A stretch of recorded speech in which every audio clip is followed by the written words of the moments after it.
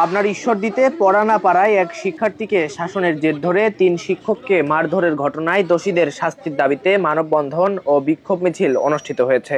সোমবার সকালে উপজেলার লক্ষ্মীকুণ্ডা ইউনিয়নের চরগড়গড়ি আলহাজ মোড়ে বিভিন্ন কিন্ডারগার্টেনের শিক্ষক শিক্ষিকা, শিক্ষার্থী, অভিভাবক ও এলাকাবাসীর উদ্যোগে এই কর্মসূচি অনুষ্ঠিত হয়।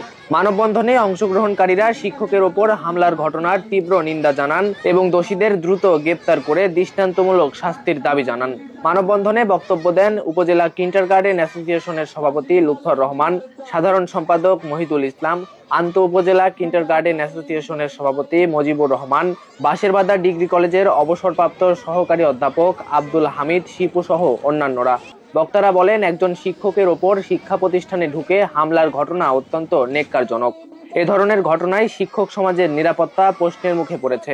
ভবিষ্যতে যাতে এমন ঘটনার পুনরাবৃত্তি না ঘটে সেজন্য জড়িতদের দ্রুত আইনের আওতায় এনে দৃষ্টান্তমূলক শাস্তি নিশ্চিত করার দাবি জানান তারা।